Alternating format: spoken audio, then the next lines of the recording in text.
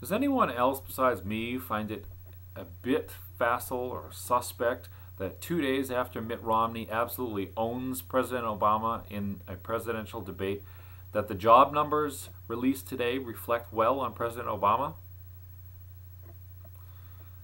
And yet, the media, the liberal media, when they talk about the jobs report, they barely mention the fact that the true number of unemployed in this country is actually 11%, because the numbers released today don't really reflect the number of Americans who have just dropped out of the workforce completely giving up on finding a job. So why then all of the celebration, and why is Obama patting himself on the back? Well, see, this is in case of emergency break glass, because 2 days after you do so badly in a debate that Chris Matthews has a virtual meltdown on the air, you've got to do something. So he does this. Watch this report. A new jobs report was released today showing the U.S. unemployment rate fell to 7.8% last month. It's the first time it's dropped below 8% in nearly 4 years. It's also the biggest monthly jump in the number of employed people since 2003. Both President Obama and Mitt Romney were talking about today's jobs report on the campaign trail, with very different results, though. Danielle Lee has the latest from Washington. At a rally in Virginia, a smiling President Obama took full advantage of September's jobs report. More Americans entered the workforce, more people are getting jobs. I have to pause right there because she said that President Obama was smiling. Sure, he was smiling as he took the stage and was receiving thunderous applause from his sycophants. But as he talks about the job numbers, is he smiling? And if he's not, what does that tell us?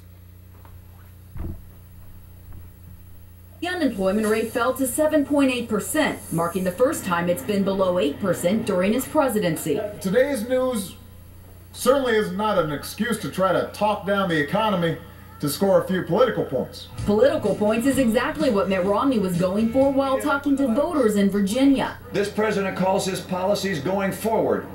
I call his policies forewarned. Romney said the unemployment rate fell because people gave up. When I'm president of the United States, that unemployment rate is going to come down, not because people are giving up and dropping out of the workforce, but because we're creating more jobs. On social media, some conservatives accuse the Obama administration of doctoring the jobs numbers.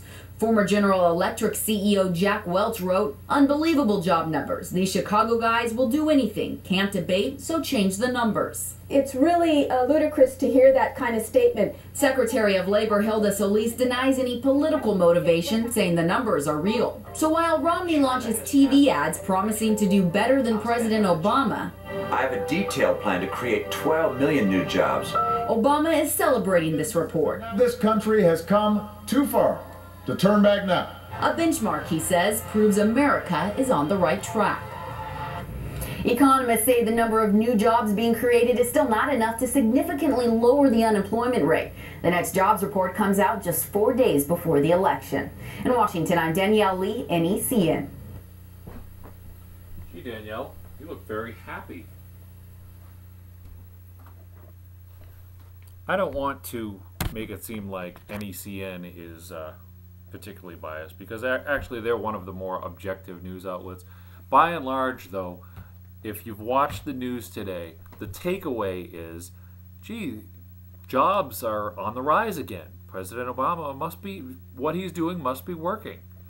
But I ask you, if a president doesn't even mention the true number, which is 11%, he doesn't bother to address those who have dropped out of the workforce completely, is he really being honest with us? And if he's not,